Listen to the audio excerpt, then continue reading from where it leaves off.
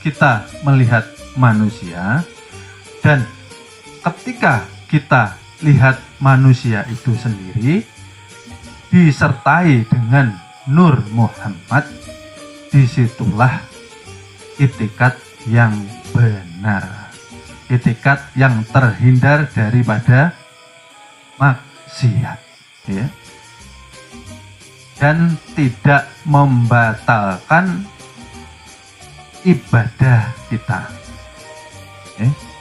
Karena siapapun yang tanpa melalui itikat dalam melihat, maka akan timbul maksiat di dalam penglihatan itu sendiri. Paham ya maksudnya? Jadi ketika kita melihat tanpa itikat, maka cenderung kita akan meremehkan seseorang. Cenderung kita ketika melihat timbul rasa simpatik. Ketika melihat timbul rasa kita ingin memiliki, yang terkadang bukan hak milik kita.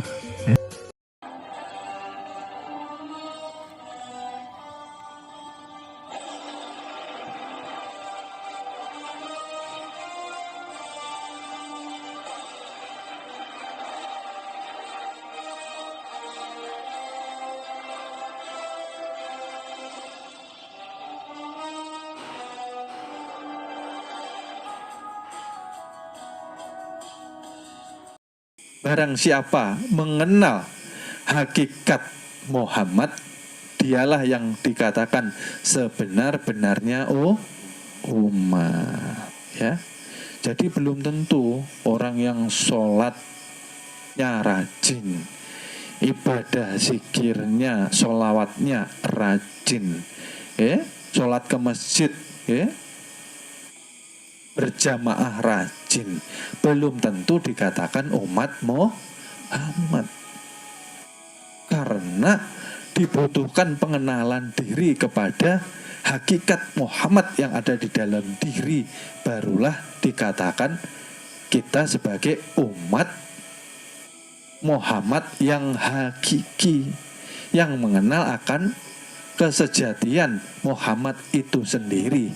Tidak lain ialah kezahiran sifat kebesaran Tuhan yang dikatakan Allah. Kan sudah dikatakan Allah ini nama sifat kebesaran Tuhan yang terhimpun di dalam zatnya. Zatnya daya hidup, sifatnya yang memancar ke dalam tubuh insan yang dikatakan 7 sifat.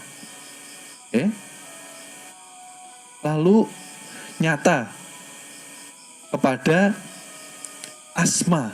Asma itu wujud alam semesta, wujud diri kita. Barulah nampak af'al atau gerak Tuhan di setiap apa yang diciptakannya. Nampak enggak ini? Nah, bergerak. Nampak enggak? Yang nampak siapa? Ini yang bergerak. Mengambil pena. Yang bergerak. Siapa yang nampak? Qudrat irodat Allah subhanahu wa ta'ala. Yang nyata kepada Muhammad hakiki. Yang ada kepada tubuh insan. Gitu. Karena api neraka sebagian besar mayoritas diisi bahan bakarnya, apinya diisi oleh manusia. Manusia dikatakan apa? Yang tidak mengenal Tuhannya, manusia yang hanya berupa seonggok daging, yang dikatakan fulan bin fulan, itulah yang akan menjadi bahan bakar api neraka. Kenapa? Karena manusia yang seperti ini mayoritas dihiasi, dikendalikan, diwarnai, dipengaruhi, dikendalikan oleh sifat hewan. Ya, dia hidup tapi tidak mengenal Tuhan. Dia hidup tidak mengenal hakikat Muhammad. Dia hidup di atas dunia membawa sifat kehewanan. Hewan itu sifatnya seperti apa? Hewan itu sifatnya serakah. Hewan itu sifatnya buas. Hewan itu sifatnya liar, tidak bisa dikendalikan.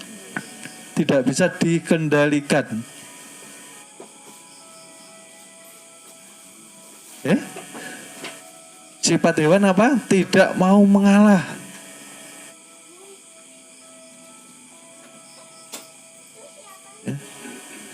Sifat hewan apa? Tidak mempunyai sifat welas asih. Sama saudaranya sendiri rela membunuh hanya gara-gara harta benda. Rela menipu saudaranya sesama umat muslim padahal. Apalagi selain umat muslim. Mencari rezeki masih mau menipu. Maka dia beragama, tahu bahwa itu barang haram, masih mau menipu orang, menggelapkan barang orang.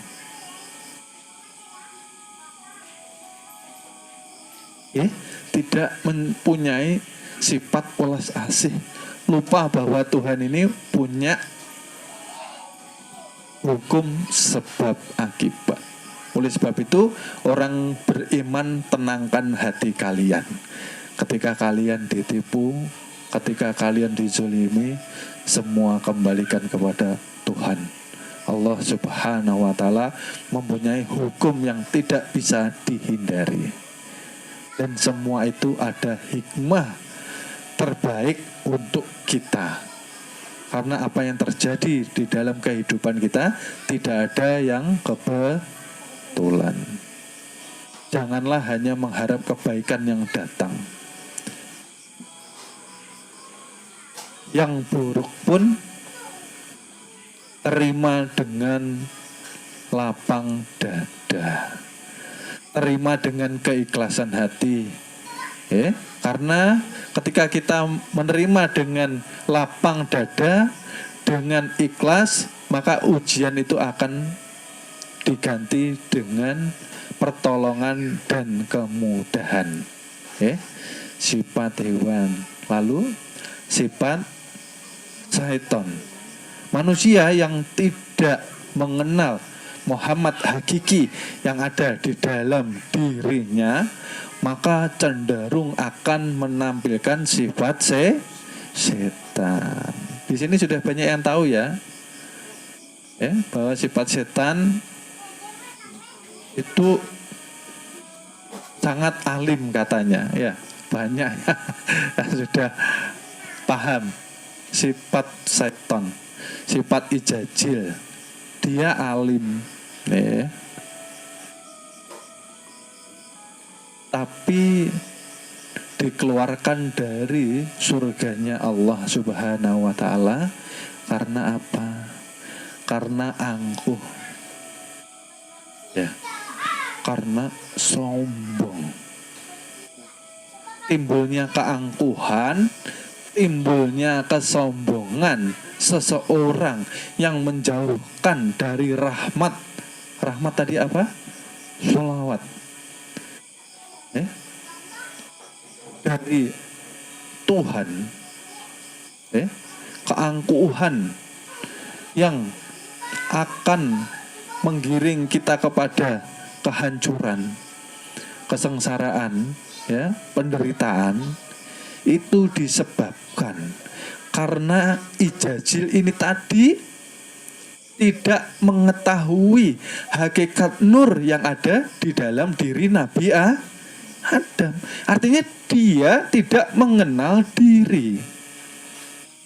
Orang yang angkuh ini, mereka akan semakin angkuh karena mempunyai sifat batu. Sifat batu itu sifat apa? Keras kepala, keras hati. Karena kenapa? Tidak mau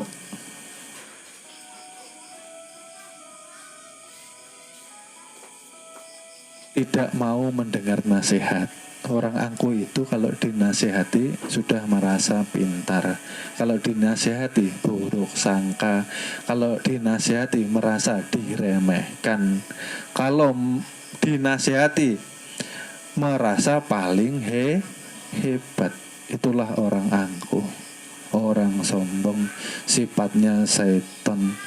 Oleh sebab itu, sealim apapun kalau ada secuil keangkuhan di dalam diri kita, maka mustahil kita mempunyai mahabbah kepada Rasulullah. Mustahil kita mempunyai mahabbah kepada Allah. Kenapa? Karena Rasulullah tidak mempunyai sedikit pun rasa angkuh dan sombong. Maka sudah dijamin masuk surga. Tapi tetap ibadah.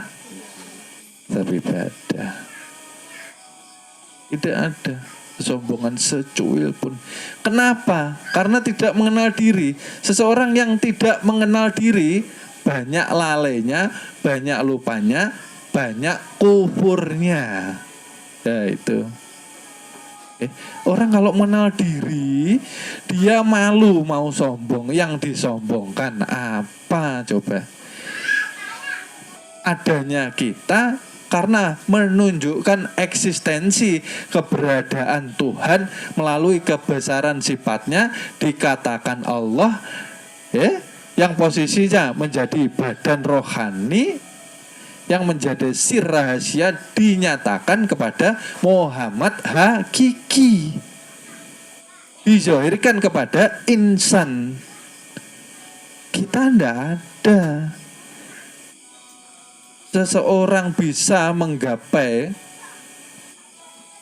berbagai keberhasilan di dalam kehidupan itu karena atas kehendak Allah Subhanahu wa Ta'ala.